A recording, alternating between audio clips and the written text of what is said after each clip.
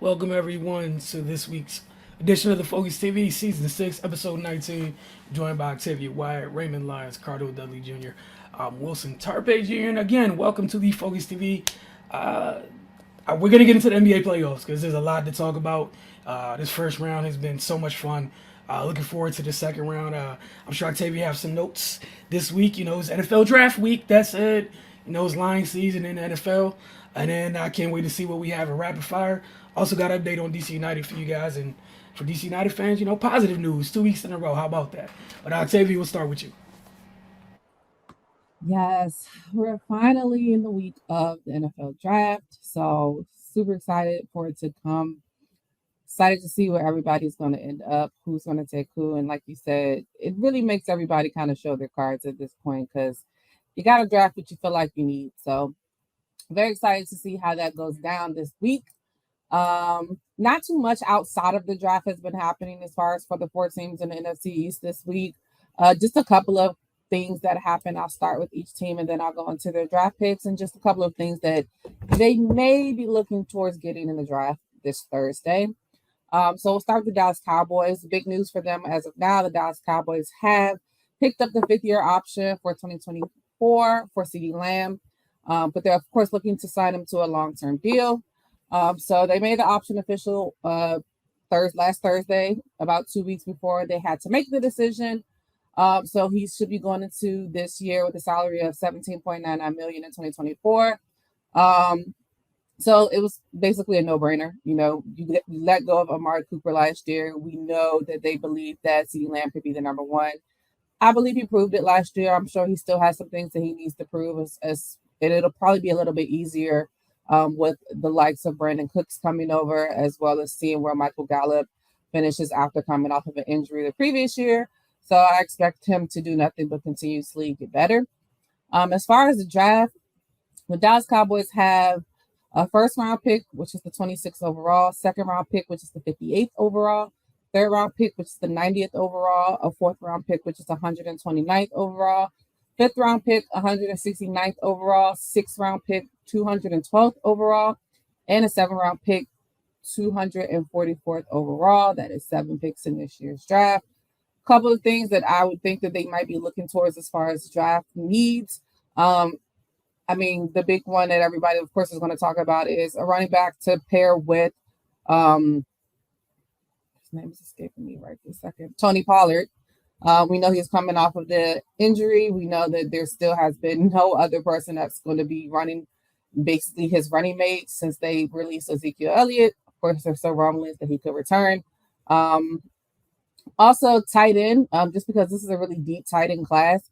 And they need more explosive things on the outside. And like I said, Brandon Cooks could definitely help them. But I think they need some more playmakers. And probably biggest thing is interior offensive line. We know the offensive line for a lot of these teams in the NFC East is a big thing that needs to be shored up. So can't go wrong with the offensive line for them as well. On the other side of the NFC East, we'll go to the Washington Commanders. Pretty much the only news, I know we talked about the potential sale of the Washington Commanders from Daniel Snyder to the Josh Harris Group. Of course, it's not too much big news about it right now. They're still going to be waiting for league meetings that are at the end of May, but there is some. They have they're looking to think that possibly that there could be the new owners somewhere by June 1st. So after the draft, we'll be kind of deeper into more of off-season activities. So we'll see how that shakes out for them. But it's pretty much going to happen at this point, just pending any league official reviews and approvals. For the Washington Commanders draft, they have a first round pick, and they pick 16th overall. A second round pick, they pick 47th overall. Third round pick, they pick 97th, which is a compensatory pick. Round 4, they pick 118th. Round 5, they pick 150. Round 6, they pick 193rd and 215th, which is also a compensatory pick. And then round 7, they pick 233rd. As far as the Washington Commanders, I mean, you might as well say quarterback because they've been quarterback needy for the past who knows how many years. I won't be surprised if they try to find somebody. We know they got Jacoby Brissett, and then we know that apparently Sam Howell is a starter. We'll see how that shakes out. They're always going to need a quarterback, so they should always be looking at the draft for those positions. Another need that they may look into is linebacker. Jamin Davis took definitely major steps this last season. Of course, he still has room for improvement, but they can also find another linebacker that can help cover. So that should be a need that they look at. Also, cornerback, they need more depth. They have signed William Jackson that didn't work out. Kendall Fuller, remains a reliable starter. But again, they need depth at that position, which again, a lot of these teams in NFC East needs at that position as well. And bring it right back around to offensive line. We saw what happened to Carson Wentz all last year. Not to say that he's the best person to be behind the line, but we saw how he was running for his life pretty much every game. And even when Taylor Heinicke was in there, kind of the same as well. So I'm sure they're looking to shore up that position as well. The New York Giants, couple of things. One thing that happened for them, the New York Giants signed defensive lineman Ashawn Robinson in an effort to boost their run defense. It's a 1-year deal up to $8 million. So of course they're still trying to. Their defense was pretty good last year, but of course they're still looking, to continuously add pieces to get them to be a more formidable defense. But they're on the right track. As far as the draft for them, they pick in round 1, the 25th overall, round 2, the 57th overall, round 3, the number 89th overall, round 4, the number 128th overall, Round 5, they pick 160th and 172nd, which is a compensatory pick. Round 6, they select 209th, which is a pick from Kansas City. 240 in round 7. They also received that from Baltimore. Round 7, 243rd, as well as 254th, which is also a compensatory need. Again, running story, offensive line depth. They've gotten better. They have a ton of young guards, but most of them are unproven. So do they have enough? Will that be something that they look into? As we know that they've pretty much gone offensive line pretty much every year in the last couple of years for their draft. So will they feel like they have enough, or will they feel like they still need to look a little bit more? Biggest need that they positional wise, wide receivers. They have a lot of slot receivers. And of course, Darren Waller coming over is going to help, not a wide receiver, but a pass catcher for them. But they did also sign Paris Campbell, Jamison Crowder, Jeff Smith. So they do have some veterans in there, of course. Darius Slayton and Sterling Shepard, who is also coming back off of an injury as well.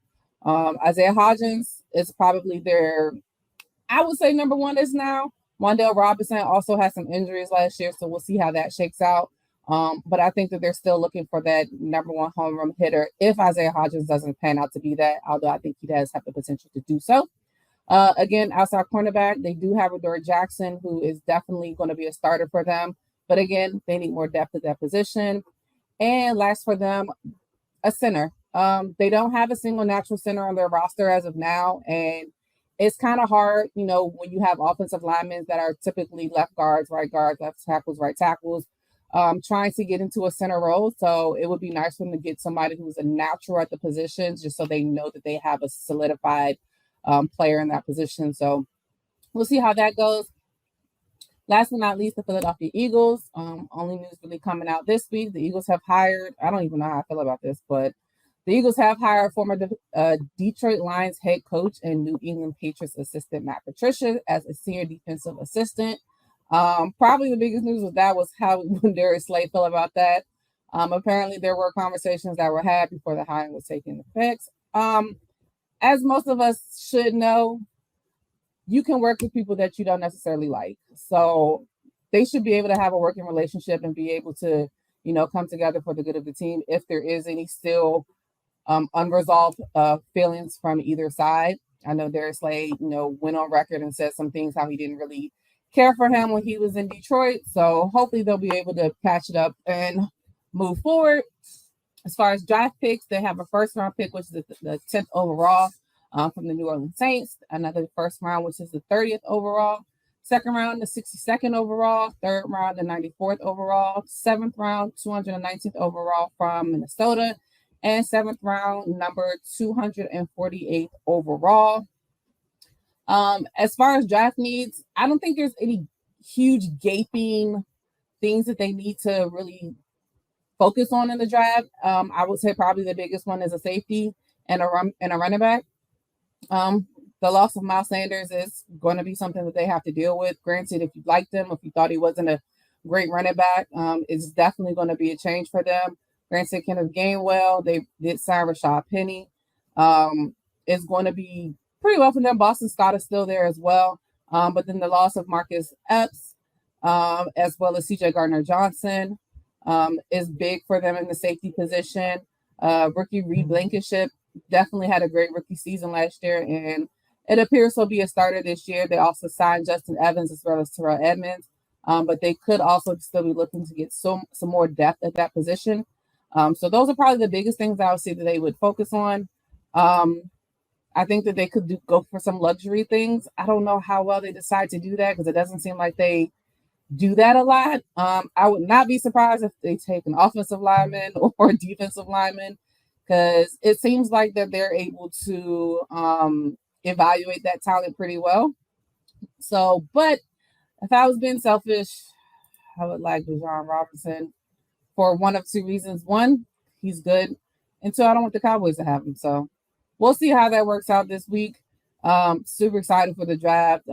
As excited as I am for the draft itself to see who gets drafted and who goes where, I'm even more excited for the draft night trades. I just feel like something crazy is going to happen just with the NFL. It's just how it is at this point. So just super excited and looking forward to it. All right, moving on to the NBA playoffs. Yeah, definitely looking forward to the NFL draft this week. It's Thursday, Friday, Saturday, Thursday night, Friday night, and Saturday morning. For those of you that are draft nerds. All right, for the NBA playoffs, look, get this up here. We enjoyed last week's talking with you guys last week. I enjoyed hearing what you all had to say. I'm gonna just let everybody know what's been happening, and we'll go around and share our thoughts on it. And we'll just go in order how we have here: Cardell, Octavian, and Ray. Last time we spoke, we figured things would be different because series would be going forward. Yeah, some great games last night. The nights before, we'll start out west. The Timberwolves staved off elimination to force a game 5 with overtime winning game 4. The Suns, they're going to try to put away the Clippers later this evening as we're recording this. They currently lead that series 3-1. Clearly been a different series since Kawhi Leonard went down. Injuries has been the biggest, like, lingering all over this playoffs for so many different teams. And it looks like it's not done. You have some, when it get literally sliding in Kings Warriors, De'Aaron Fox played the last 4 minutes of, their last game with a fracture on the ring finger on his shooting hand. He still hit some big shots in that game. But we saw the Warriors tie that thing up at 2-2, and it's headed back to Sacramento. Last night, the Lakers won in overtime to take a 3-1 lead over the Grizzlies. Again, that game went to OT, so things are getting tough for some teams, and it seems try to close out series. Out on the Eastern Conference, playoff Jimmy is apparently a thing. It continues to be a thing. He went off last night, 56 points. Miami took a 3-1 lead as Giannis returns to this series. The Knicks took a 3-1 lead over the Cavs on Sunday. They play tonight with an opportunity to close out the series. Don't know how many people expected that when, the seedings came out and everything, but that is where we are. The Sixers wrapped up their sweep of the Nets without Joel Embiid. Boston took a 3-1 lead. They look to finish off the Hawks tonight. Currently, at the time that we're recording this, it's 41-41 with 7 minutes or so left in the first half. They're playing tonight without DeJounte Murray, who, got suspended a game for making contact with an official after the game. Cardell, your thoughts on on this current status of the playoffs this week? Yeah, I'm gonna start out on the Western Conference. Big game from Ad. He grew up a little. He grew up a little bit. I don't know if people have been paying attention, but for me, he has a chance to. He has a chance to be one of the greatest players of all time because of his impact in every phase of the game, definitely on both ends, and he wants it. I think he gets what being a franchise player is all about, and he don't duck the responsibility. He actually runs towards it, and he showed me some last game Towns foul out. He gets the ball at the end of regulation. Caldwell Pope strips him. That could have shook a lot of young players. You got to keep in mind he only 21. Come back in overtime, has a chance to win the game. Crosses the hell out of Gordon and hits the shot. Net barely moved. To just hold off, not getting swept, man. When it looked like the team was kind of, you know what, gave it our best shot. Let's get ready for next season. He wasn't having it, and that's what you expect from your franchise player, man. You know, he's special in a lot of ways, man. You know, but for the Nuggets, Towns, man, it's just Jokic. You know, I mean, look, everything runs and feeds off Jokic, man. But he's the constant. It's nothing. You know, Towns is fighting, but he really needs to work on his defense, being more physical and not defending with his hands. He picks up silly fouls just by doing that, and that's when you know a defender's scared. Not scared like he don't want the challenge. He's just nervous, like he's not confident in his ability to move with this guy. Even though Jokic is not even a fleet of foot, that just tells you how far behind Towns is defensively. And Gobert can't guard him on the perimeter. He's a rim protector. That's where he specializes on defense. So it's not even smart for him. You just asking for fouls from both of them, then they're in the bonus, and it makes it hard. You know, I think Nickeil Alexander is winning his battles with Jamal Murray. You know, Michael Porter Jr., you know, he kind of cooled off a little bit in Minnesota. So you're going to see what it is, man. It's going to be a tall order for them to try to win the game in Denver. But, you know, all they can do is compete and give it their all. And funny things happen, you know what I'm saying? And then if you are able to pull that game out, going back to Minnesota, Denver got a lot of pressure on them because they don't want to go back, you know, with this thing 3-3, you know, for Game 7. As we all know, just looking at the playoffs, you want to end teams because something can happen. There's always one injury away from a key player that changes the whole course of the series. And you know, you had the opportunity you had is just gone. Like in the next series, I'm about to touch on, you know, the Suns and Clippers. You know, look, obviously with Kawhi going down, that hurt big time. We all know what time it is, and now Katie and Devin Booker just taking their turns feasting. You know what I mean? And it ain't much you can do because you're not only losing an all-world scorer, you're losing an all-world defender. You know what I mean? And you know, it's frustrating, man, because I was thoroughly enjoying that matchup between him and KD. That like I said, that took me back to the old days where guys ain't duck one another. They was on both ends, same position, high caliber play, and they just rumbling. And you don't really see that anymore, man.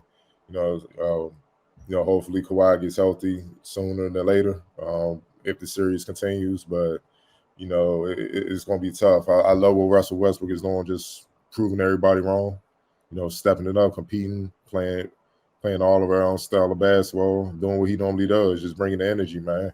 And he's keeping the Clippers. He's keeping the Clippers within striking range at all times, even without those guys.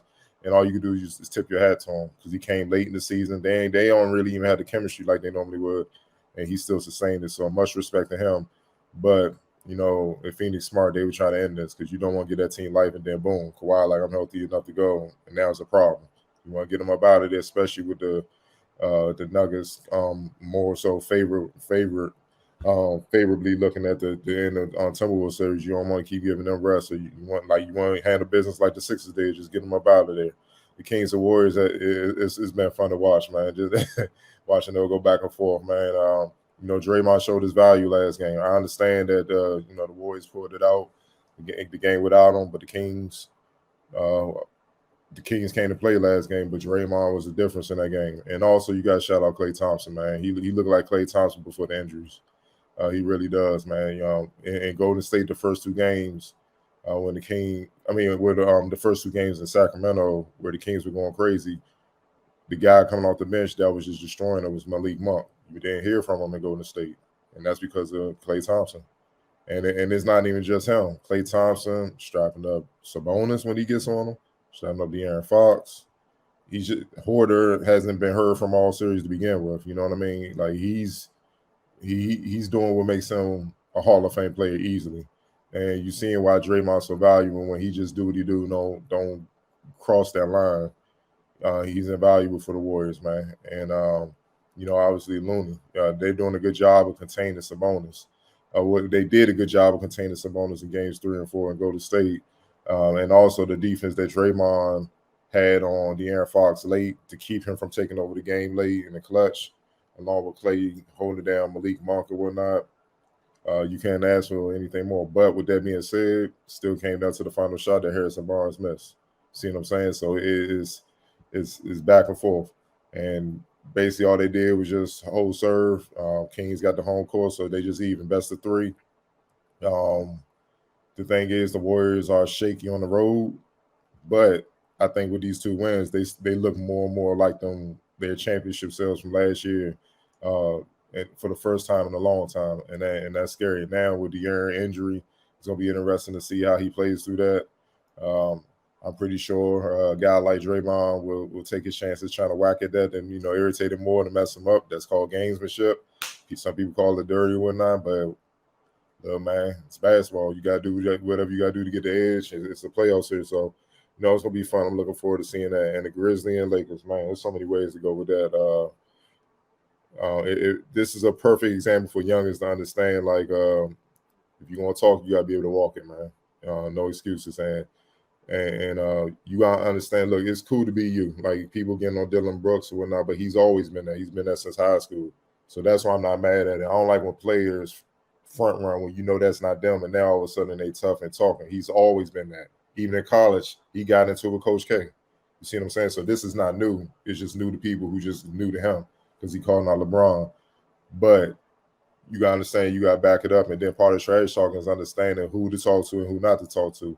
Now I'm not gonna put LeBron kind of up there with the ultimate killers that will kill you if it gets going, but you still gotta understand he's dangerous and he could take you out. So you got, and then he's one of the greatest players of all time. And Dylan Brooks, you just a role player for your respective teams, still trying to earn your stripes.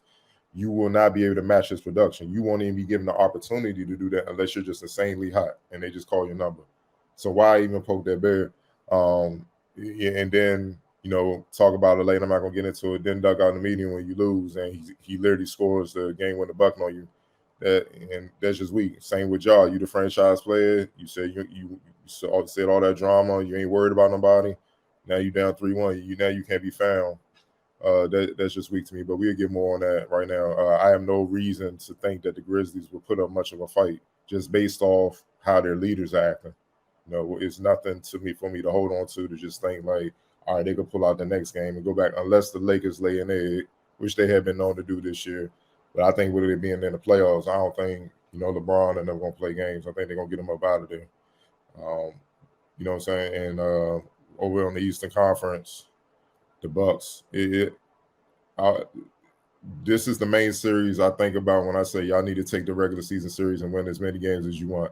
Because by them late in the season, Giannis sat a couple games, and Middleton really hurt because he was out for most of the year. Certain guys trying to get ready for the playoffs, they had to match up with the one team that has always given them problems, and that's the Heat, because you can't bully the Heat. You know what I'm saying? And they got a guy that just elevates. You know what I'm saying? And that's Jimmy Butler, and he's putting them on their back. But they still got Bam, who at times can I ain't gonna say shut down Giannis, but he can make it tough on Giannis. He's one of the few guys that make it tough on Giannis because Giannis just can't overpower him. Bam is a super athlete in his own right. He's just not as big as Giannis. And that's what you're seeing. Plus, with Giannis missing those couple games, that really hurt Milwaukee. And Miami was smart enough to capitalize and get it done. Jimmy been killing. Stru's Bam, Kyle Lowry's his shots. Vince and all those guys, they hitting shots. And then it came down to the game last night where the Bucks, I thought, had control. I thought they had control, and then Jimmy just woke up. And I normally don't like to blame coaches, but I got to look at Coach Bud. Bro, what's the point of signing Crowder if you ain't going to put him on Jimmy? What's the point? Why ain't you saying traps, man? Once you seeing him hit bomb, and Jimmy is not even a three-point guy like that. He's more mid-range, post-up, inside guy. When you start to see him hit 1, 2, 3 threes in a row where, he's stealing the ball and not even looking to go inside. He's running to the three-point line. You have a problem. So why aren't you throwing bodies at this fool? You can't, you know what I'm saying? Like, I'm sending Drew and Jay Crowder, like, yo, finish him. I don't want to hear his name on the board, on the loudspeaker for the rest of the game. Somebody else, Duncan Robinson, somebody else going to have to beat us, dog. It's as simple as that. And none of that happened. They just kept playing the same defense. This is the criticism of Budenholzer. This is the big criticism, man. It's like it's like he really has to get rocked before you're like, all right, man, let's change up. And I feel like he caters to analytics too much, man. It's just like, bro, you trust your eyes, man. You see what's going on. This man is murdering y'all by himself. And yeah, you want to stay pat, but that's what happened. They're down 3-1.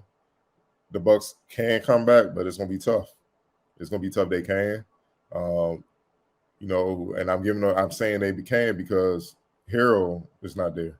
So if they can just throw bodies at Jimmy and contain him and fatigue him, they should be able to just mount a comeback and win a series. I'm not always so, but obviously you got if I had to put my arm as 55-45 Miami based off what I'm seeing. And Spo's out, he's out coaching Buddha. It's just simple as that, man. So we're gonna see, but it goes back to the injury thing, man. That's changed the whole dynamic of the playoffs. Is maybe if Giannis there, maybe it might be 2-2, or it could be very well be 3-1 in the Bucks' favor. We'll never know. The Cavaliers and Knicks, man. Jalen Brunson. I mean, what can I say? Jalen Brunson. That's what happens when you have a great point guard, and he's become that. You can't even deny it because he's not just getting it done in the regular season. For 2 straight years, he's putting in work in the playoffs, which makes it all the more amazing that the Mavs once again undervalued a point guard because they did it before with a certain MVP and set them back a few years. You would think they would have learned the lesson with the first one, but here we go again. And it's to the Knicks' advantage, man. They got the best player on the floor in the series. I mean, he's winning games with Julius Randle struggling. That's because he's controlling the game. One of his greatest strengths is his pace. You can't speed him up. You're not going to bully him because he's a short guard, but he's stocky. So he's physical as well. He can score from all 3 range. He can facilitate. He can defend. And he's a problem. Like, no one on the Cavs can guard him. Like, Darius Garland, last year seemed to be on his way, but he's having a tough time with him. And then on top of that, I love what Josh Hart and those guys are doing with Donovan Mitchell. Like, they took him completely out of the last game. They're making that boy struggle. And that's why that regular season style where you just come down and just jack all those threes and stuff, it don't work in the playoffs when you allow real defense. And that's my whole issue with the NBA. It's like, man, F them ratings, man. Let the real basketball be played.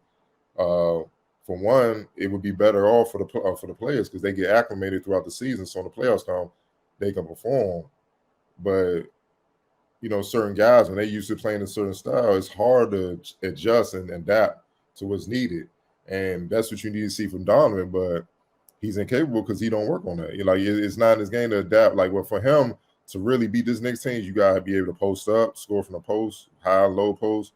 You gotta score efficiently, coming off screens and stuff. His game is attacking the basket. It's an analytic game right now. Attacking the basket, scoring off volume threes.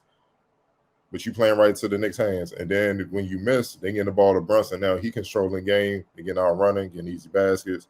On the half court, he's just a master because out of pick and roll, he's hard to stop. And then there you have him, man. You know what I'm saying? It's just he's killing them. And really, that's the difference in the series. The guard play for the Knicks is being dominant, whereas the Cavs, they haven't been able to match up. And that's shocking. You thought they might go back and forth, but you didn't come into the series saying like the Knicks were going to just the backcourt play would just be so much decisively better than what you see from the Cavs, and that's the difference. Even with Julius Randle struggling, so it's great to see. And the Celtics and Hawks, man, I know the Hawks gonna put up a fight. They don't want it this season, man, but I just expect the Celtics to get them done. They're just overall more talented, better, been there to the finals. They try and get back. Hungry. You look across the board pretty much, except for maybe point guard. You got to get an edge to trade a little bit over Marcus Smart. The Hawks really have no advantage. And with the new coach coming in late compared to a coach that's been there, I know he just got hired as a head coach. He's been an assistant for years. They have every advantage possible to finish these guys off. So, I expect that to be over tonight. All right, Octavia and then Ray. Yeah, I'm gonna go backwards. So Hawks and Celtics, yeah, same thing. I just expect that Boston, as long as Boston has an issue with kind of, I feel like, I don't know if you want to say like not taking games seriously, but they tend to sometimes play down to their competition. Like the game that they lost, even against the Hawks, they shouldn't have lost that game. So they have an issue where it seems like sometimes they come out the gate ready to go and they put their foot on their neck, but then they ease up as it goes on, which is kind of how the Hawks were able to get back in that game. I mean, right now it's 66, like 68-55 or something like that at halftime for them. They have to continuously put their foot on the gas. So if they're able to do that, which I suspect that they will be able to, even if they don't like blow them out, because like you said, I just think that the Celtics are the more talented team than without DeJounte Murray, who's not playing in this game. And, they should be able to just, wrap this up tonight. And like you said, they want to get rest as well, knowing that the Sixers have already swept the Brooklyn Nets and are awaiting them at this point. So I think they take care of that tonight. Yeah, Knicks and Cavs. It's been an interesting series. I expected for it to be a little bit more competitive. I know you talked a lot about the guards, but I was expecting a lot more from Jared Allen and Evan Mobley. Mitchell Robinson has been outplaying them completely. I mean, I don't know how many offensive rebounds he's had in this series, but it's a lot. And he's been giving them, the few times where 18 offensive rebounds. Yeah, a lot. He's everybody. Yeah, so he's been outplaying them, and they've been getting bullied by him. Like, he's been doing anything, and just like you said, even with Julius Randle, not playing his best series, all his misses, it seems like Mitchell Robinson is right there scooping them up and giving them another opportunity to have another shot at the basket. So it's definitely weird. I definitely thought Darius Garland has been a little bit hot and cold. It's like, he was pretty good in their last game in the second half. But then when he was hot, Donovan was nowhere to be found. I think they say he was either 1 of 9 or 2 of 9 in the second half. I think he had 11 points for the game, which is just unheard of. Somebody who scored 71 points in a regular season game has 11 points in a playoff. That's a little bit concerning. But yeah, so if the Knicks close this out tomorrow night, I hope nobody is in New York City. Everybody stay in the house, board your doors, because they're going to go ridiculously crazy. But yeah, I thought it would be a lot closer of a series. Bucks and the Heat, you can never count out the Heat, which is why, to be honest, when they had to play in against the Atlanta Hawks, because of course I'm pulling for the Celtics, I was happy that the Hawks beat them because I didn't want to see Boston and Miami in a round one because they always play their opponents really, really hard. But yeah, I honestly, earlier today, I was talking to one of my friends about this game. I completely forgot Jay Crowder even played for the Bucks because I was like, wait, he do play for the Bucks. Why they put him in the game? Because you would think that Jimmy Butler scored 56 points. The next highest scorer on their team was 15. And that was Bam. And after that, I think it was 12. The only person that was scoring for them on a consistent clip was Jimmy Butler. And I mean, to me, it was reminiscent of when he was in the bubble, just seeing him just huffing and puffing. He was exhausted, and yeah, Drew Holiday is a great defensive player, but Jimmy was big boying him easily. So why not put a bigger player on him who has good defense and is a little bit more physical? I completely forgot that Jay Crowder even played for them. So that was definitely, disheartening for them. I think that they took Miami lightly. I think that, which was a game 2 where Giannis didn't play. I think he could have played, but I think he didn't play because they didn't think it would be that bad. And now they see where they are, down 3-1. Yes, they definitely have an opportunity to still win this series because, I mean, think about it. They lost with Jimmy Butler scoring 56 points and Brook Lopez had 36. Giannis Antetokounmpo had a triple-double. Yeah, I think he had like 10 plus assists. So they can still win it. But like you said, Spoelstra is out coaching Budenholzer. And that's something they got to get together. And it has to be fast, obviously, with them down 3-1 at this point. Grizzlies and Lakers. Yeah, I mean, the Grizzlies keep shooting themselves in the foot. Like as bad as they played in some of these games, they had opportunities to win those games as well. And it kind of comes down to me, like maturity and who's been there, who hasn't been there. I know you said we'll talk about it later, but the villain situation and the duck in the media, like you said, Josh said, "Oh, we good in the West? Don't look like you too good in the West anymore." And Dylan, he's old. You look a little old now. It's not looking too good for them. I want Ja to stop thinking he can jump over everybody because he's going to not have a long career the way he's going. I think they said that the floor is undefeated. It is, and he's starting to see that. I would hope he's starting to see it. At least his body is starting to feel it a little bit more. You're not going to be 21, 22, 23 forever. And if you want a long career, you need to figure out a way where you're not trying to always jump over everybody.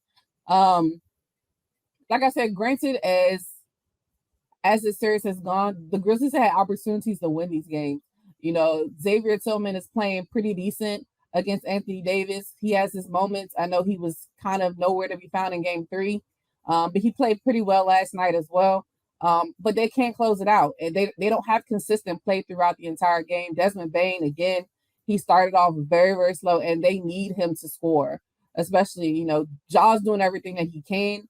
22 points straight, 22 points scored straight in the previous game, and they still lost. They're doing everything they can, but LeBron at 38 is just ridiculous. Rui, granted, he didn't play that well the last game, but he's been a catalyst for them. Who saw that coming? You guys saw it because, of course, like you said, once you leave Washington, you go on and you do great things. It just always happens that way. I don't know why. But yeah, I don't think the Grizzlies will put up, like you said, much of a fight either.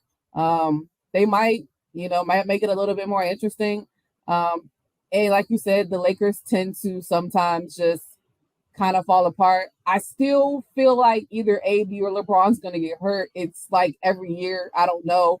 Hopefully they prove me wrong, because I feel like every game Anthony Davis is wincing like at least once a quarter. So we'll see how that works out for them. Kings and the Warriors. It definitely sucks that De'Aaron Fox has this injury to his finger. I think that's definitely going to change the series for them. You know, at least their opportunistic feelings that they have. I'm interested to see. He plans on playing in Game 5, but I think they said that it still has to be cleared through the doctors. But yeah, and it was funny because I was watching it and I saw him shaking his hand. I was like, something wrong with his hand, but I didn't think anything of it because he didn't come out. They didn't say anything about it on the broadcast, so it was kind of crazy to actually see it come out and say that he dislocated his finger on his shooting hand. So that's going to be interesting. Draymond, you know, what's crazy, you come off of a suspension less than a minute into the game, you already got a technical, but that's the role he plays. That's the role they need him to play at times.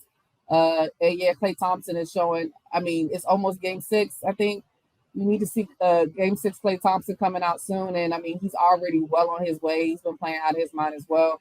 And again, I think it comes down to the Warriors have been there. The Kings, you know, they're getting there, but the Warriors have been there. Sabonis, I thought, would play a lot better in this series. He hasn't really played that well. So if he has a breakout game, that can always be a situation. But at the same time, they still have home court advantage. They're going back to Sacramento, best of 3. You never know what can happen. The Warriors don't play that well on the road, at least they haven't this year. But also, like you said, you can see them kind of coming into their form. It's kind of like that thing they always say, like, can they just turn on the switch? And it looks like they're starting to do that. So I'm interested to see how the next game goes. Suns and Clippers, unfortunately, I think it's over for the Clippers. I feel bad for Tyronn Lue. It's like every year somebody gets a major injury and it derails their hopes of whatever they can be. I don't know what's going on with Kawhi. The load management he had all year, pretty much. It still didn't do anything to the point where he's right back in the same situation he's been in the last few years, being out for injury. Paul George, we know, has been is prone to have a lot of injuries as well. Hats off to Russell Westbrook. He's playing his ass off. He's doing everything that he can on the offensive and defensive end of the floor. Norman Powell, you know, he had a good game, but it has to be sustained, and I expect more from Eric Gordon as well.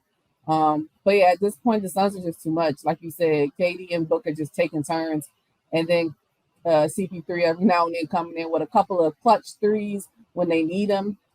And he's just doing what he needs to do. So I don't think that would be too much more unless something miraculous happens for the Clippers, unless Kawhi miraculously his knee feels better and he's able to go in the next game. But it doesn't seem like that right now. Nuggets, Timberwolves, I expect the Nuggets to just go ahead and close this out. Like you said, they're just a better team. And Jamal Murray is playing like the Jamal Murray we remember before he got hurt. The Jamal Murray we saw play against Donovan Mitchell in the bubble. And he dropped 40. I don't think it was in the last game, but one of these previous games. And they're playing well, you know, and Jokic is Jokic. Like, he's back-to-back MVP for a reason. I know it's an argument, but to me, he's the best big man in the game. And I just expect for them to just close it out. It shouldn't be too much harder for them. But hats off to Anthony Edwards. Like you said, he's definitely going to be one of the best players as time goes on because he has that drive. And you always see him not scared of it. He's not ducking no rag. He's putting in the work. He talks about how he wants to be better on the defensive end, and you actually see him putting himself in those positions to get better. So I expect nothing but great things from him. It's got to be disappointing for the Timberwolves, though, for everything they gave up in this offseason to receive Rudy Gobert. And it hasn't really panned out for them. So unfortunately, it'll be 1, 2, 3 Cancun for them soon. Ray, I think I know where you're gonna start out at, but let's see where you go. I'm gonna try to be quick. I'm gonna start with my favorite series of the first round, Kings and Warriors. This Jekyll and Hyde thing the Warriors got between being at home and on the road is serious, man. But you know they're showing their championship medal. They went down 2-0 in Sacramento, and they come back and even this thing right back up. The Kings didn't do themselves any favors by not grabbing one of these games. And now you're in a best of three. Uh, I know the Warriors haven't been good on the road all season, but you don't want to keep testing that when you don't have to. Um, yeah, man, I think at times it's just showing their age. The Warriors have been there numerous times. Like this is Tuesday to them. They're used to this type of pressure in this environment. I think the Kings they had a great chance to win the last game. But like Cardell pointed out, Draymond Green, man, he made several defensive plays down the stretch, that kept the Kings at bay. And the Warriors came out with a win. Even after the Steph Chris Webber moment. And if they lost the game like that, then I'm sure Twitter would have exploded. But yeah, man, now they're in the best of three. Yeah, it would definitely be in the Kings' best interest to win this next game. But yeah, I'm definitely looking forward to that. And it'll be interesting to see what type of shape De'Aaron Fox is in with his hand injury. He said he has full intentions to play, and that's what I like to hear from the franchise player at this point in the season, man. Is you got all season to rest. So just lay it all on the line. Grizzlies and Lakers, man.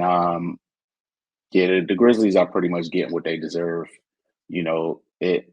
I like the gamesmanship. I like the trash talking and all that, but at some point you got to back it up, or it's just empty words, and then you can't even face the music when you lose. Like that's weak, man. They got to be better than that. And they've had opportunities as well. Even I think it was Game 3 when they had that terrible start and they fought their way all the way back. Um, but the Lakers just too big. They have the best player in the series, and they just can't do anything with LeBron or AD. Austin Reeves is putting in work as well. Um, yeah, the Lakers is just dominating that series. The Bucks and the Heat. The Heat are they're just a nuisance for Milwaukee, man. They have been for the last couple years. And Jimmy gave us an all timer last night. Now, that was a great game, man. And he literally put them on his back because even early on when you know the Bucks looked like they was trying to take control of the game, they just could never get it out of reach because Jimmy just kept scoring. Like they couldn't do anything with him. And at some point, you gotta give him a different look, get the ball out of his hand, do something to try to slow him down. But they just kept letting him go on a rampage, and then he spun the block and closed the game out. And now the Bucks on the brink of elimination. With the Cavs and Knicks, I did not expect this. The Knicks are bullying the Cavs in every sense of the word. Jared Allen and Evan Mobley, man, they got to step up. Garland and Donovan Mitchell too. Jalen Brunson is having his way, uh, and that's limited what Garland's able to do. He got to deal with Jalen Brunson on the defensive end, and it's affecting his productivity on offense, man. So yeah, that's I don't know, man. I don't think the Cavs are going to be able to claw their way out from this hole. Yeah, and these other 3-1 series, I expect all them to be done in the next game. Especially the Clippers. You're looking at their issues with health. Which is unfortunate because Kawhi, the first two games, man, him and KD, they were rumbling, and that's just what you love to see, man. Two high profile players going at each other and giving us great basketball. And then the Nuggets and Timberwolves, yeah, the Nuggets they just clear cut the better team, and they should go ahead and put Minnesota out there in misery. All right, what we're gonna do is take our first break of the show. When we get back to DC United, then rapid fire to follow. You're watching the Focus TV. We will return shortly.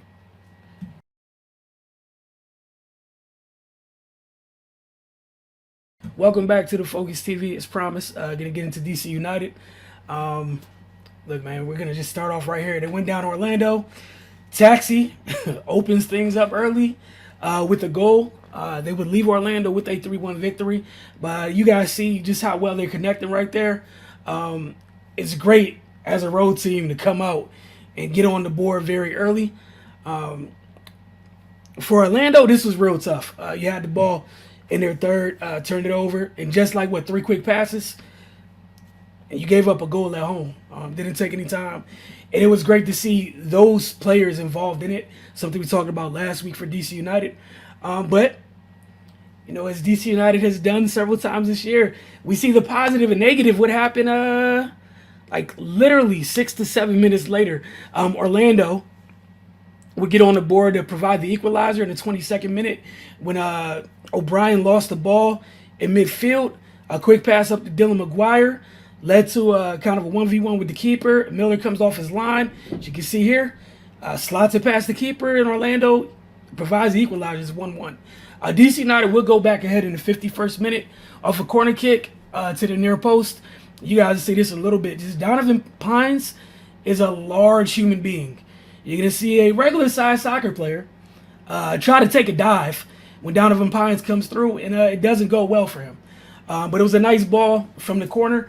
Donovan Pines doing what he does, the size that he has, goes up, knocks it into the near post to give DC United the 2-1 lead. In the 61st minute, DC United had a free kick. And that goal, which you guys have seen a little bit, that's what you paid Christian Benteke for. I know I joked a lot last year. It's wondering about what the price was. The price was literally what you guys are about to see in this moment. But here we go. This will be the corner kick right here. As you guys see, Donovan Pines is being very big. He's a very large human being. And I felt bad for the Orlando defender. He was planning, he had a contingency plan early. I want no parts of this large human being.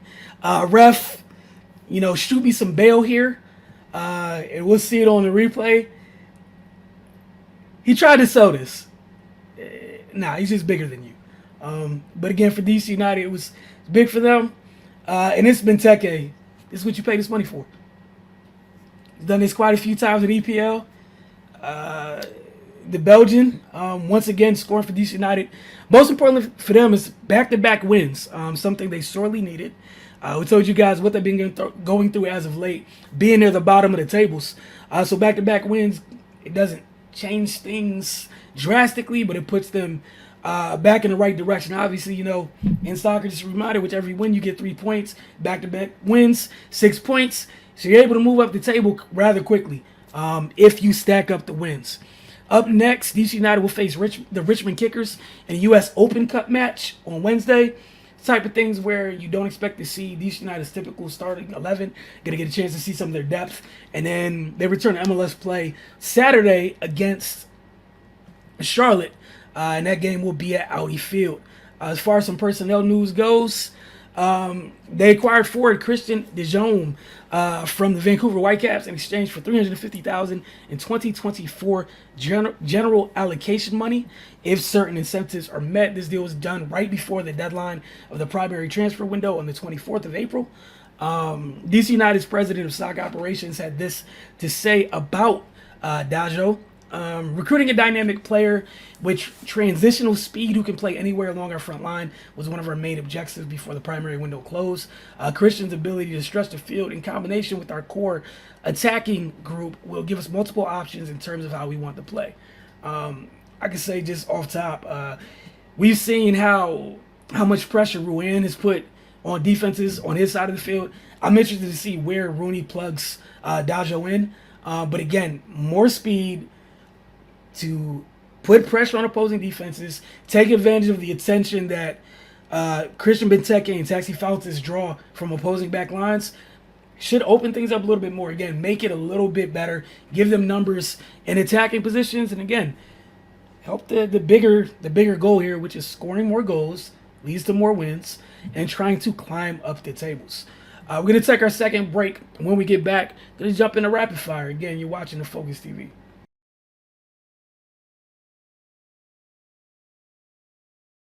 Welcome back to the Focus TV. All right, Cardell, what you got for us this week? Obviously, I think we all know one of the topics. Shout out to the Memphis Grizzlies for that, but where are we starting at? I'm going to start with something that kind of pissed me off. ESPN Stephen A.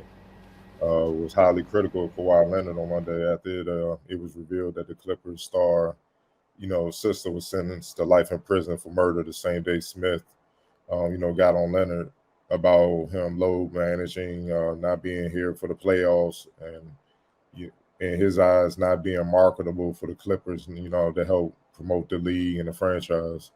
Quote, I said some things on the show last week about Kawhi Leonard as a superstar. I meant every word of it.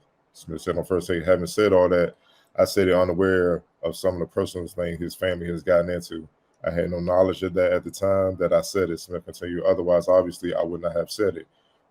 It still has nothing to do with it. It doesn't change my opinion. I was just talking about him as a marketable star. But nevertheless, that subject would have been saved for another day had I known that. On Friday, during the episode of First Take, Smith called Leonard one of the worst superstars the NBA has ever seen, citing his lack of availability in the postseason in recent years and his low management during the regular season. Leonard missed games 3 and 4 against the Suns in the first round of the playoffs due to a knee sprain. The knee sprain occurred in the knee that he tore his ACL on. So, I'll tell you, what are your thoughts on that? Yeah, I thought he was a little bit, well, not a little bit. I think that was like extra harsh. Like, to say he's the worst when it comes to it, like we've had players who, think about it, Joel Embiid. Not saying he was low managing or anything, but he's had numerous of seasons where he's had injuries where, it's been the last 2 years, he's really not had like serious injuries that's kept him out for multiple games in a season. We've had a lot of players that have unfortunately been hit with the injury bug. Now, while I get it's frustrating, when it comes down to it, it's nothing you can do about it. I know the whole load management thing is a thing. I think what frustrates other people in situations is the fact that Kawhi doesn't talk about it. And I think that people expect him to be able to tell everybody his every move. And it's obvious that he don't move like that. He don't need y'all to know every single thing that's going on as far as his health. And he moves in accordingly. And you could tell that his, for lack of a better term, entourage does the same. Because even last year when he went out, there wasn't much knowledge. Well, not last year, I think it was the year before. There wasn't much knowledge.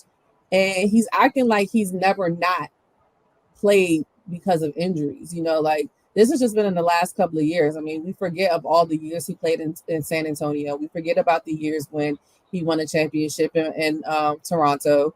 It's unfortunate, but I thought it was a bit harsh. I thought it was just a lot. Kawhi don't care nothing about being marketable. Obviously, he's marketable enough because, nobody talked about New Balances until he started wearing them again, I guess. So I just thought it was a bit much. I'm not surprised. It's Stephen A. Smith.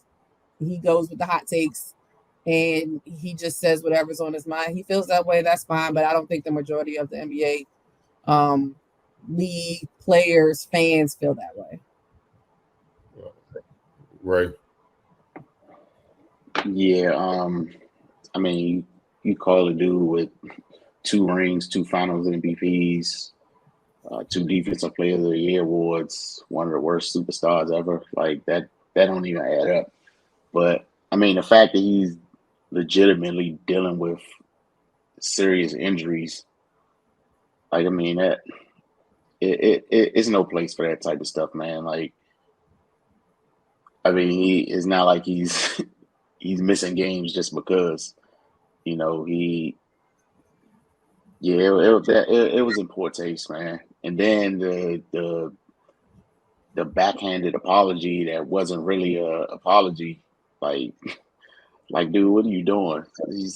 He basically said, I mean, I meant every word I said, you know, had I known about his sister, so on and so forth. But don't forget that I still meant it, you know. So why even waste breath and time? Like it's just the normal sensationalized BS that that sports media has become. You know, and like Octavia said, I'm not surprised, man, especially considering the source. But but yeah, it was uncalled for, man. Like, and it's just disrespectful to what Kawhi's accomplished in his career so far. Wilson. It was a lazy, reckless take. I know people like, that's today for the most part what's popular is just swinging for the fences, saying some wild things. And what's disgusting to me about this one is this isn't even hard to fact check. Like, you literally picked the person with a degenerative knee. That's the guy you went with. Ray read out the accolades, but seriously, the guy with legitimately, I'm not saying excuse, but like he has to be load managed. Has to. What are you talking about, dude? And I'll just run down a couple of the things he has going on with his knee. You got right knee quadriceps tendinopathy. I'm sure I'm saying it wrong. Right knee quadriceps hematoma. Left knee patellar tendinopathy. This is all on wax. What are you talking about, man? And like you said, the half behind the apology, whatever that was, I would rather you just not say anything after that. One, you shouldn't have said it to begin with, because everything you said was just horribly false.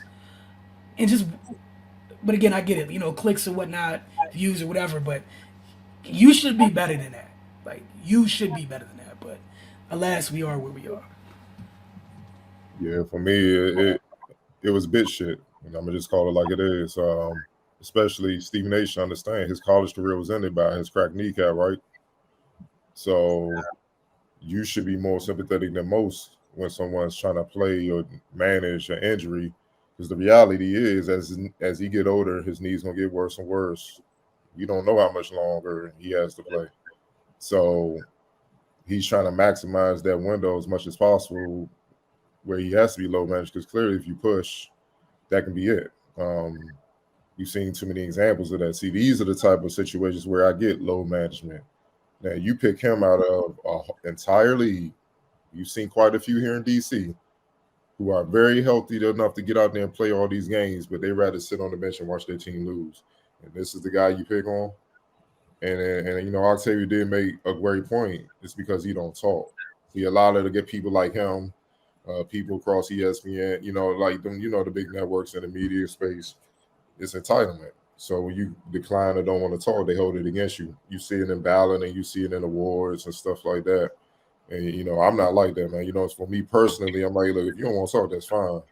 But don't be trying to come back later and want to talk on your time either. Nah, I don't got time. It got to be mutual respect. And that's just how, I carry. So I'm not tripping if you don't want to talk. But you can't hold that against what he gets done. It's clear what he has, man. But when he's out there, he's a bad motherfucker. It is what it is. And you just saw it in the damn first two games. Now, on two bad knees, degenerative, and they said he injured the knee after game one and still came in game two. He going toe-to-toe with the best scorer in the game, top two player in the game, in Kevin Durant. Going toe-to-toe with that boy on both hands. And this the guy you want to say is the worst superstar ever, man. Like, man, it's the reason why years ago I just can't even deal with these type of shows no more. It's just disgusting. It's very disrespectful. And I hate when people talk from a distance, but you damn well they want to say that to nobody's face. It's just weak stuff to me, man. And he deserves more respect, man, because he's gotten it done. And I feel like he gives more leeway to certain players that haven't even got close to getting it done, like a Kawhi Leonard.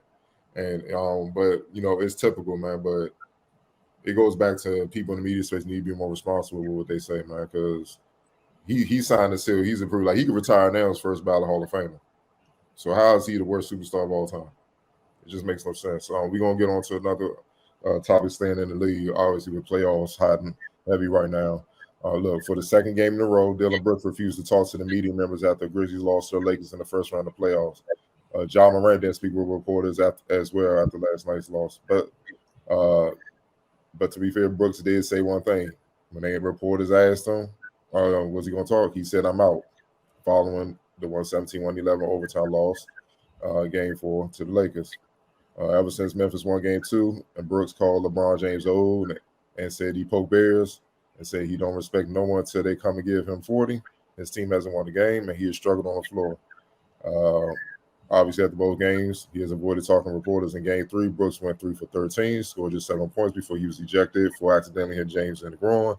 And then Monday night's game 4, he shot 4 from 11 from the field, scoring just 11 points in 41 minutes action.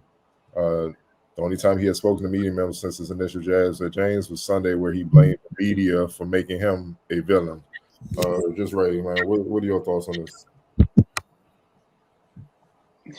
Yeah, I guess being a sucker is the theme for tonight.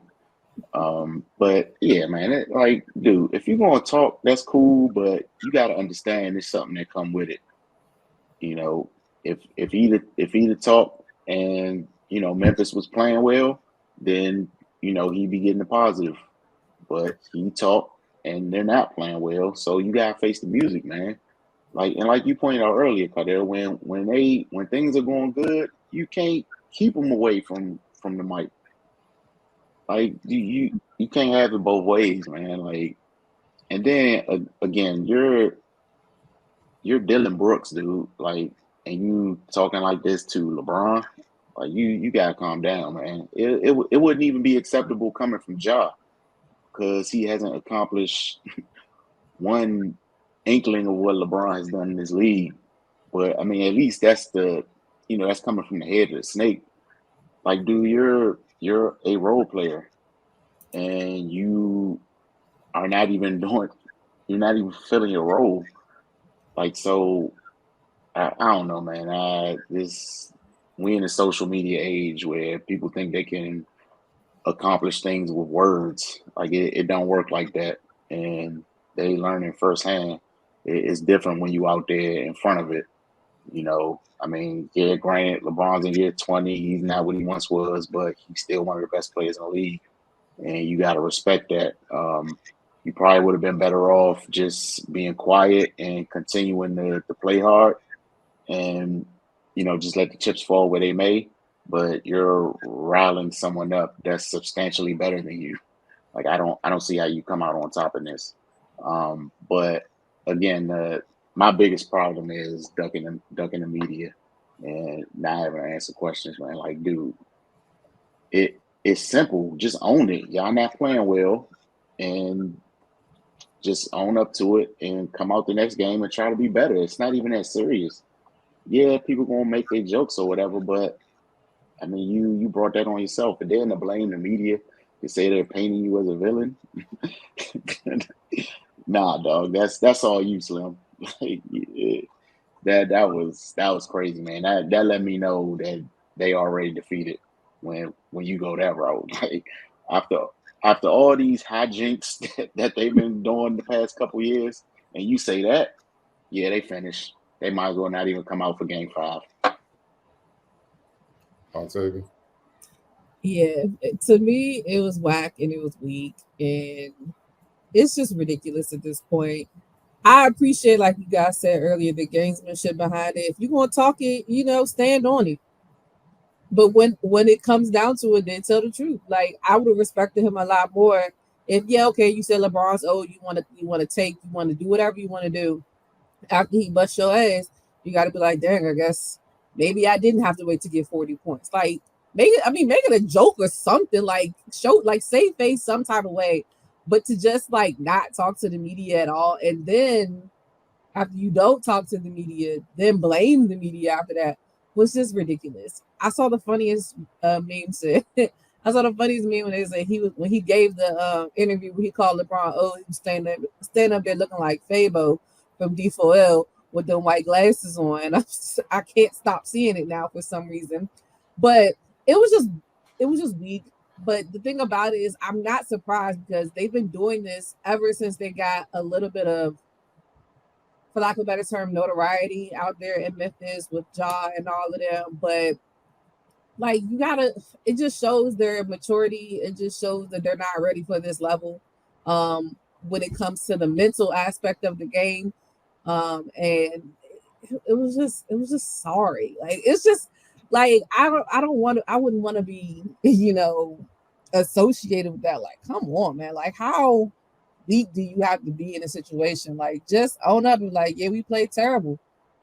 It's not gonna get done like that. That shows some maturity. But obviously, Ja said they weren't worried about anybody in the West. They might not be anymore because it's about to be 1-2-3 Cancun as well. Wilson. Yeah, they're just a very unserious group. And congratulations on getting passed by the Sacramento Kings. Real fast. And I'm not gonna lie, I didn't want this to happen, but I wasn't shocked because they just kept running their mouths, and it was like the Clippers, and then next thing you know, like Lob City, and oh my God, the Warriors, the Clippers are dead. Congratulations, Memphis. And I'm not saying the Kings about to be the Warriors. Just simply saying if a team made some noise, had an opportunity, appeared, became media darlings for a second, looked like their window was gonna open, it's shut. All right, like it's dumb and it's sad, and the accountability thing, like it's just at an all-time low in life these days. But I just miss the days where if you're gonna be a clown all the time. Like, that's all I ask. If you're gonna choose to, if like that's who you are, like earlier said, how he plays, him talking, whatever, that's who you are. I have no issue with it, man. Just be that all the time. Which means after you say something wild, if somebody puts their foot in you behind, talk. That's it. Just be a man on it before and after the things that come out your mouth. And with Ja, that's just sad. But again, I don't think too much of the Grizzlies. I'm not shocked. They've been doing this little by little. The stupid little intro things this year. All this noise. Meanwhile, the Kings are rumbling with the defender champs. Y'all about to go out like this.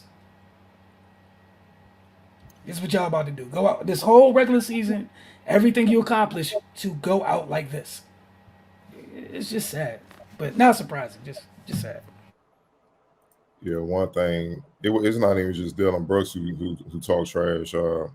Bane talked trash on Rui and Austin Reeves after the game, like game 2 or whatnot. Talking about that's probably the most he's ever scored in his life, and he won't do that the next 2 days. And I'm just like, I could have swore Rui scored 30-something a couple times, and I had to look it up. I'm like, I know damn well he scored. He got buckets. So that still showed a lack of respect. Y'all still haven't stopped them dudes. So it wasn't just the Dylan Brooks LeBron thing. Y'all went at 2 of their core youngins. Y'all woke the whole team up, bro. And I don't mind people talking trash. That's part of the game. That's gamesmanship and all that. But like I said, you got to stand on that. It's like with Draymond. Love him or hate him, man. But one thing he does do, I give him credit for, good, bad, ugly, he gonna show up at that podium and talk. And to the people saying, hey, these athletes and the players are not obligated to talk, man, media entitled, they're literally obligated to talk. It's in the CBA. That's how they get all this damn money from TV networks. You know what I'm saying? That's how it works. Now, I said it earlier, I don't respect guys that can all of a sudden can find a camera when it's convenient for them, when things are going well, when they need to promote something. They can call all these shows on these podcast shows, got a lot to say. And when things ain't going well, they get in their head rocked, they disappear. They don't want to talk. That's weak shit. That's not leadership. You know what I'm saying? I was watching a clip earlier. Charles Barkley had a horrible game in Seattle back in the day, 93. He was the NBA MVP. Showed up, say, yeah, I lost this one. That's on me. It's not often when the guy that's supposed to win the game for you loses it for you, but you take the good with the bad. He sat there, took it. Larry Bird, when the Lakers smacked them, we played like sissies. We played like women. You know what I'm saying? We don't get our hearts in the right place. The Lakers going to run us off the floor. That's leadership, man. That's part that comes with it. And that shows they don't have any leadership. That just shows right there. Ja, you damn sure got to talk, champ. Like, you the franchise player. You cannot duck out of that. Like, Dylan Brooks, whatever. We deal with you later. But Ja, you damn, what you ducking out? You who? Was you mad you lost?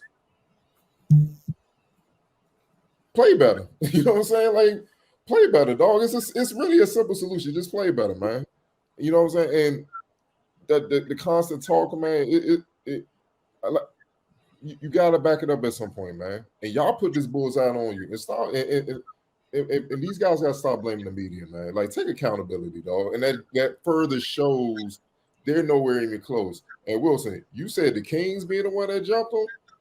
If this team ain't careful, OKC's gonna jump them next year. Oh, I'm just trying to be polite. OKC's breathing down their neck. I'm trying to be polite. Mind, they did it while a certain number 2 pick that was out all season broke his foot. Something. He's coming back. And then they got a million other first round picks this year that they could possibly add to that and just be a monster. I'm looking at Orlando in the East. They could beat it, but I'm just gonna stick in the West because they want to see this team 4 times.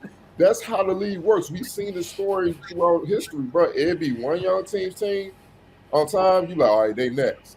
They don't handle things right. Next thing you know, this team just come out of nowhere. Like, what the 80s? That was supposed to be the Cavs.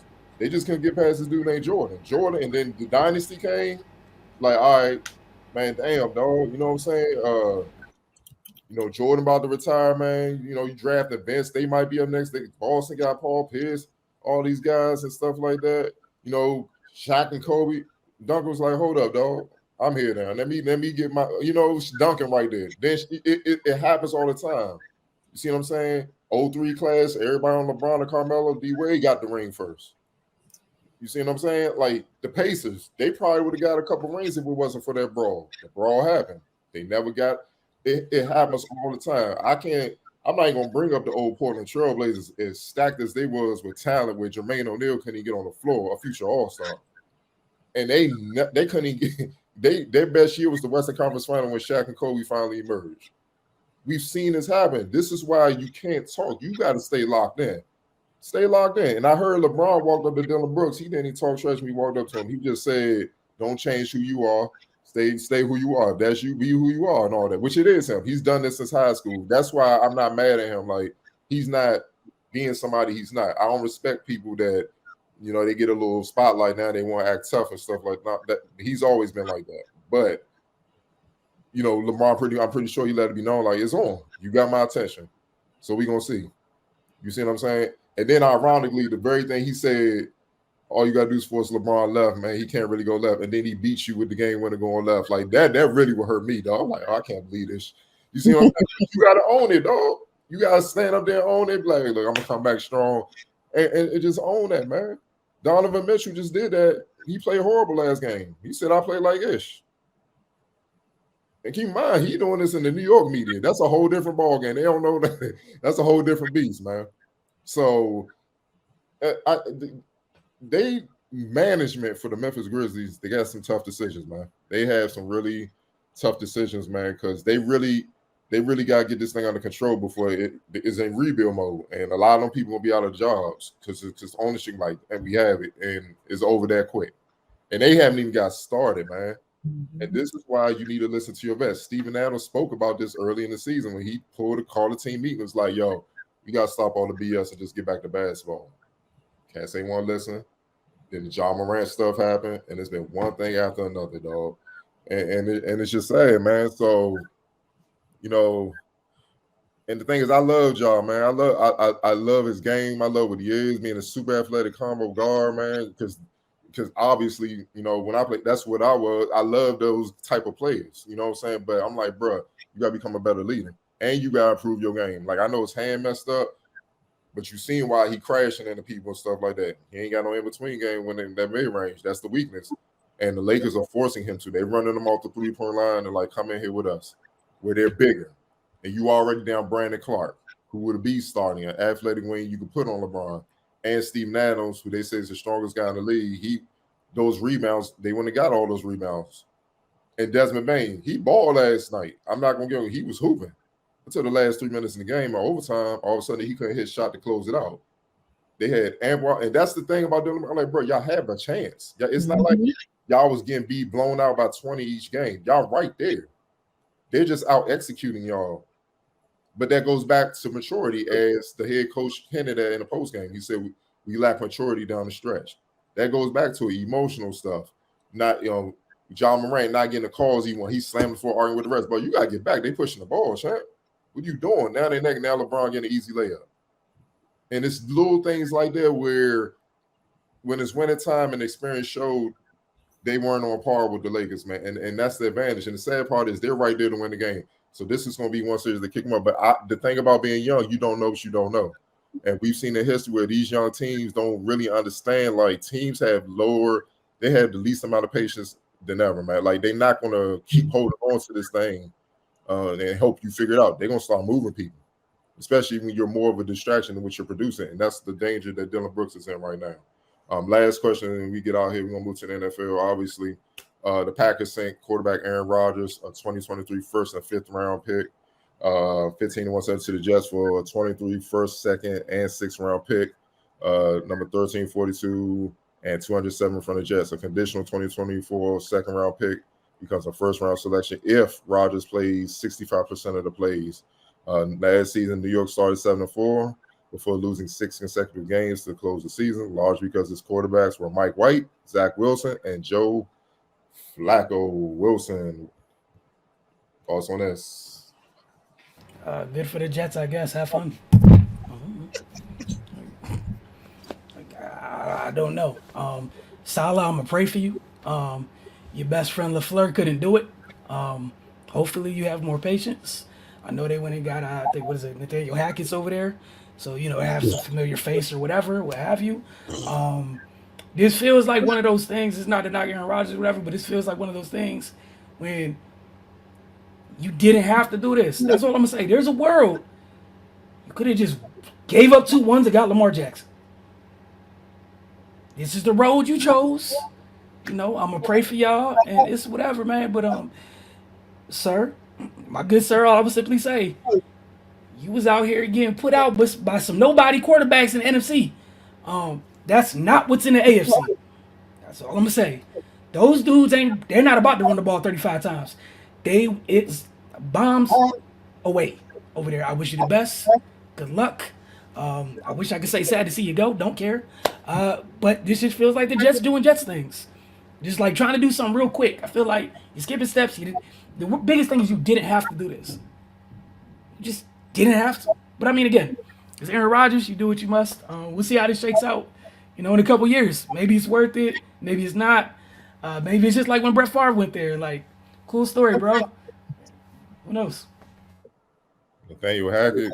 All right. You know how this is going to turn out. I'll tell you. He shouldn't even be in the NFL after last year. Honestly, I'm just glad it's over. I'm tired of hearing about it. I'm tired of talking about it. Okay, you're not a Packer anymore. Congratulations. I low-key really agree with Wilson. It's just I know everybody's all of a sudden, the Jets are Super Bowl bound and all this stuff. Yeah. They going to the Super Bowl, y'all. Okay, y'all didn't know. Yeah, I can't believe it. I just can't. It's definitely giving me, now granted, it's giving me Brett Favre vibes because this is literally the same situation that happened with Brett Favre, but it's still giving me the vibes of what happened when he got there. I mean, I think he got injured pretty early on at the time he got there. And I mean, Aaron Rodgers, granted, yeah, he's coming off recent, not last year, I can't remember when it was, but recent back-to-back MVP seasons, which is great. But like Wilson also pointed out, that was an NFC. It's real tough out there in the AFC. Y'all, stay over there, do what you do in the AFC. I don't want no parts. But yeah, I'm just glad it's over. I don't want to talk about it no more. Like, I feel like now that this happened and now the draft has happened, hopefully we can get, on with the rest of the off season. I will be interested to see. The only thing I'll be interested to see with this situation is how he meshes with their young talent, because we saw how that worked in Green Bay. The wild thing is, I'm excited to see what happens with that New York media when he started pouting. But Ray, it's on you. Yeah, man, going in on a 40-year-old QB is wild behavior, man. But best of luck to him. And like Wilson said, you don't have to be here. Like, you can have a 26-year-old MVP caliber quarterback, like, for far less than what you gave up. But I don't understand. But you know, we're here now. The Jets gonna be the Jets, and yeah, this is gonna be interesting to see how this works out. And yeah, and don't let Green Bay get a whole lot better neither, because that's gonna be hilarious. But yeah, more power to him.